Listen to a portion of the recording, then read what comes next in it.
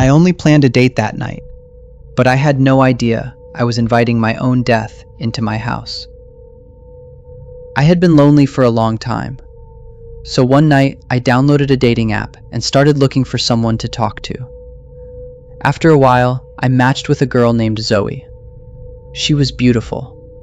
In her profile picture, she wore a bright pink dress and had a warm smile. But there was something strange about her eyes. Even through a photo, it felt like she was staring directly at me. Still, I sent her a message. To my surprise, we connected very quickly.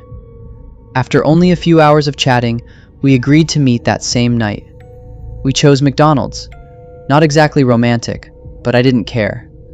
I was just happy to finally have a date. I arrived almost 90 minutes early. I planned to sit down, relax, and maybe get some work done before she arrived. But the moment I looked through the window, my stomach dropped. Zoe was already there. She was sitting completely still, not eating, not using her phone, not looking around, just staring at the entrance, waiting for me. I forced a smile and walked inside. "Looks like we're both excited for this date," I joked.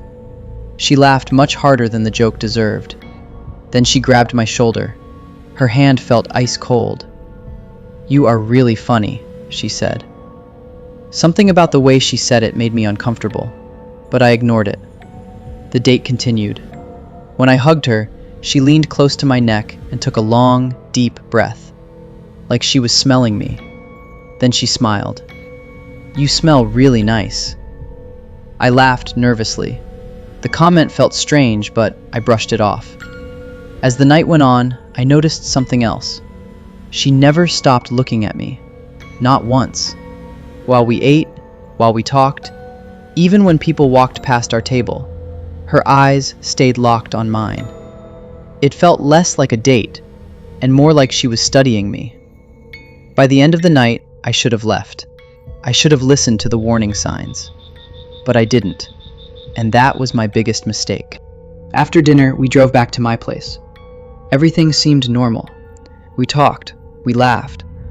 For a while, I actually thought I had met someone special. Later that night, we were relaxing in my bedroom when Zoe smiled and said, "Do you want some water?" I nodded. Honestly, I was exhausted. A few minutes later, she returned with 2 glasses. We sat on the bed, talking and laughing while drinking. Everything felt perfect. Then suddenly, I became very tired. Not normal tired. It hit me all at once. My head felt heavy. The room started spinning. My vision became blurry. It felt like all the energy was leaving my body. I tried to stand up, but before I could take a single step, everything went black. I woke up sometime later. The room was completely dark. The only sound was the soft hum of the air conditioner. For a few seconds, I didn't know where I was. Then I looked at my clock. 3:28 a.m. My head was pounding. I turned toward the other side of the bed. Zoe was gone. At first, I thought she might be in the bathroom. But then, something felt wrong. Very wrong. The air in the room felt different. Heavy. Like someone was watching me. I slowly sat up. My heart started beating faster. Then I looked toward the darkest corner of the room and froze. Someone was standing there, perfectly still. It was Zoe. She wasn't moving. She wasn't speaking. She was just standing in the darkness, watching me. I couldn't clearly see her face, but somehow I knew she was smiling. My voice shook. "Zoe, what are you doing?" For several seconds, there was only silence. Then I heard a soft giggle. It sounded almost childlike, but something about it felt wrong. Very wrong. Then she whispered, "Just close your eyes, baby. I love watching you sleep." A cold chill ran through my entire body. I forced a nervous laugh. "That's not funny. Come back to bed." Silence. Long, uncomfortable, terrifying silence. Then suddenly, bang! Zoe launched herself across the room. One second she was standing in the corner. The next second she was on the bed beside me. I never even saw her move. She grabbed my arm. Her fingers felt like ice.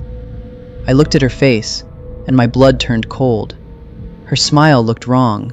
Far too wide, far too stretched, like someone pretending to be human.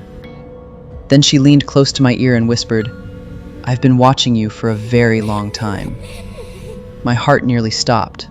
She continued, "You finally chose me. Now we can be together forever. Forever, baby." I couldn't move. I couldn't think. Every instinct in my body was screaming at me to run, but I was too afraid.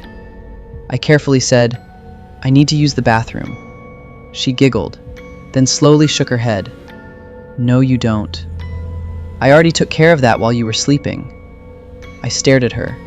I had no idea what she meant, and honestly, I didn't want to know. Then her smile disappeared, completely. Her face became emotionless, and suddenly, she screamed. A horrible scream. So loud it felt like my ears would burst. It lasted for nearly 10 seconds. The sound didn't even feel human. It sounded like pure rage, pure hatred. Then, just as suddenly as it started, it stopped. Her smile returned, slowly, unnaturally, and she whispered, "Don't make me angry, baby.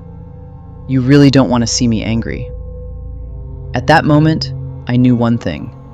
I wasn't sharing a bed with a normal person, and I wasn't sure I would survive until morning. I didn't sleep that night. At least, I don't remember sleeping.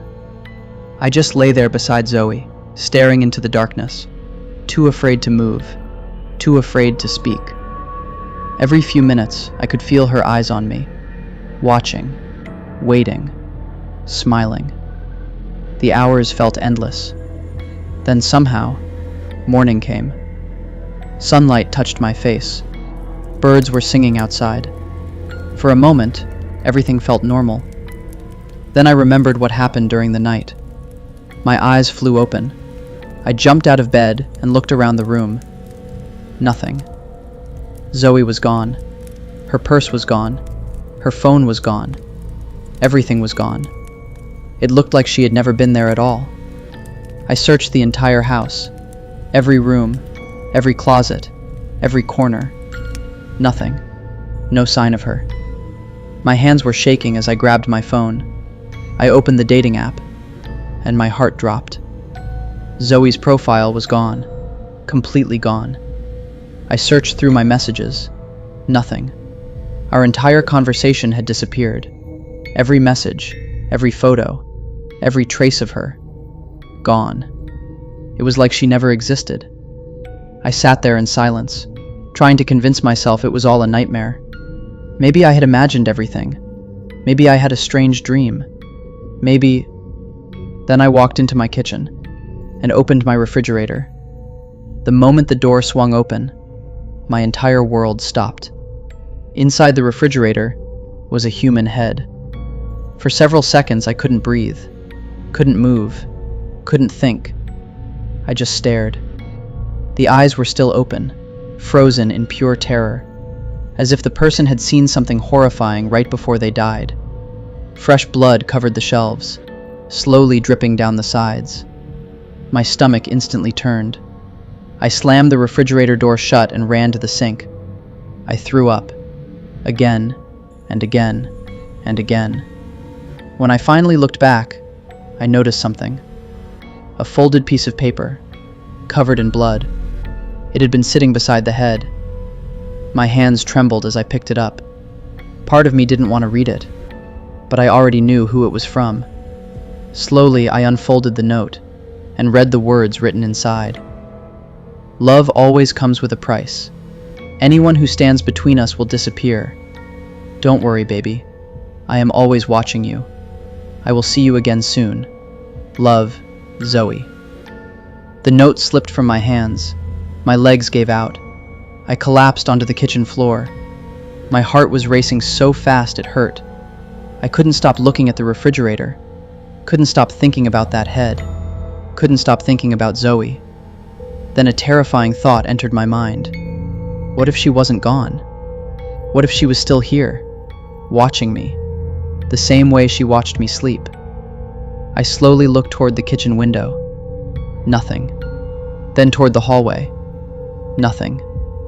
Then toward the dark corner near the living room. And for one brief second, I thought I saw someone standing there, smiling, watching, waiting. I blinked, and it was gone. Maybe it wasn't real. Maybe it was fear. Maybe it was my imagination.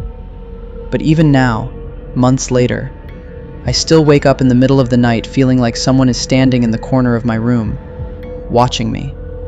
Sometimes I even hear a soft giggle in the darkness. And every time I do, I remember the last words written in that note.